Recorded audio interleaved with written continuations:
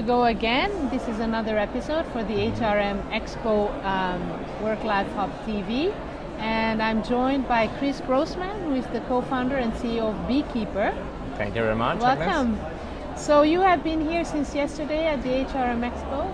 Even the day before, yeah, setting everything up. So we're really excited to be here. How are you finding it? Well, I think so far it's been an incredible experience. Talking to a lot of people, we really see there is this interest for internal communication and employee engagement, which is very, very nice for us. Yeah. So you have just made your presentation that I listened to, and you said something that really particularly intrigued me, that a company, you showed 3 case studies, and you showed that one internal communications manager said that they're only able to reach 20% of the workforce by email. Yes. Now I'm someone who, I hate email, yeah. and I have a zillion unread emails. So much. So just tell me about this phenomenon. We seem to think that everybody reads all their emails, right? Exactly. I mean, that's something we hear really all over the place, be it in the US, in Europe, and so on. Everybody's kind of like sick and tired of email. And pretty much the story begins when email was introduced into the companies, right? I mean, it was the way to communicate. Maybe in the 90s, the companies had like this lead in terms of communication, and they pretty much pushed it onto their employees, maybe when they didn't even have it in their personal lives, right? So what we see now happening with the mobile devices is that, first of all, people have all enough email, and they've started switching to other channels which are faster, lighter, like instant messaging, this kind of one-to-end communication, more as in Twitter. They're just used to that kind of light-weighted communication, which is more personal, more authentic, more light-weighted. So we see a big shift in this direction. And now specifically with this customer we were talking about, the FRHI group, there it's really very surprising. It was also surprising for us to find out that 80% of their employees don't have access to an email, or if they have an email account, it's deactivated because it's never used.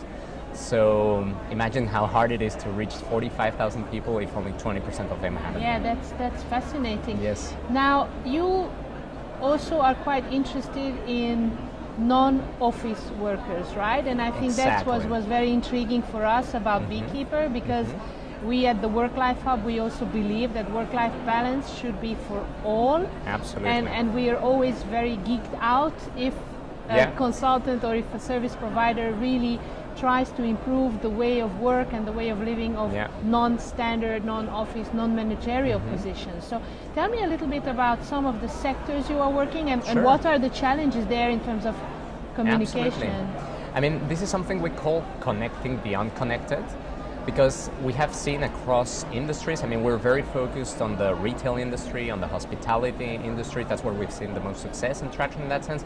But not only there, also in manufacturing, transportation, and so on.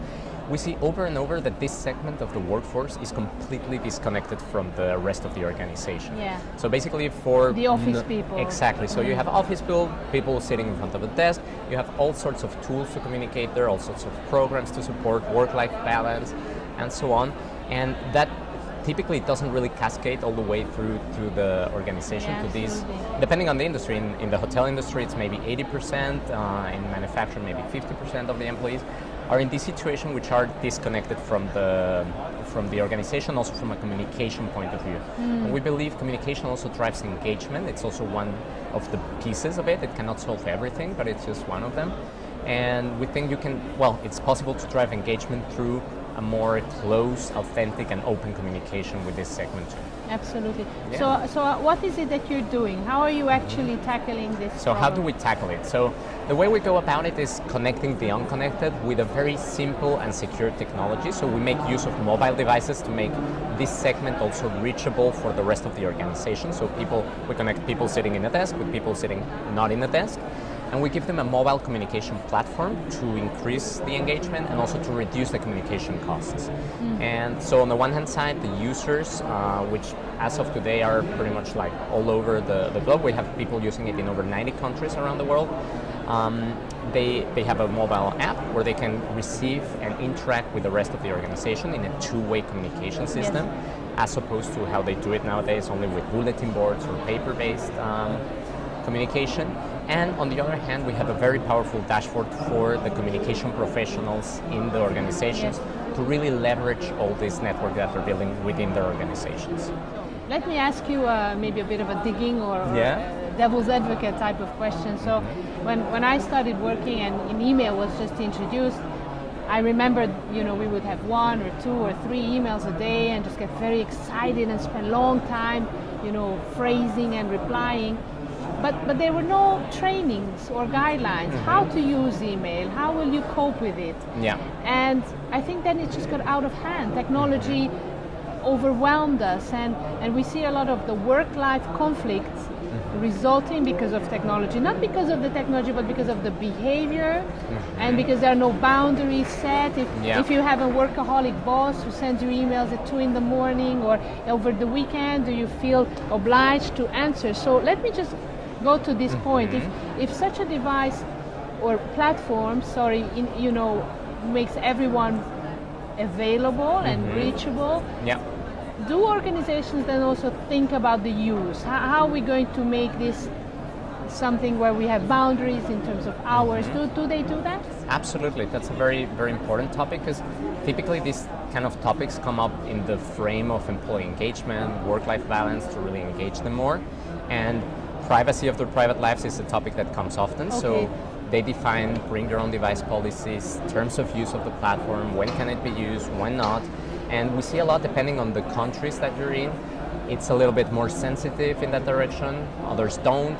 Sometimes people even appreciate that, And in terms of usage, as you correctly said, email, probably since there was no guideline, it just inherited everything that was before them, which were pretty much letters and memos and faxes. So an email is always more of a letter, right? Dear ladies and gentlemen, blah, blah, blah, with best regards, very formal kind of tone, right?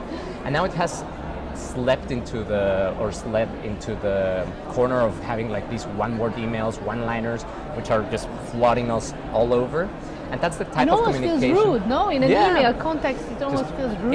Exactly, right? Yeah. It's like, why didn't you say dear blah, blah, blah, right? Yeah, it just said, okay, Exactly. So we're seeing a big shift of that type of communication toward mobile apps, instant messaging, the type of communication which is more, as we know it from social networks, maybe Twitter, WhatsApp, just more authentic, personal, fast, emotional, visual.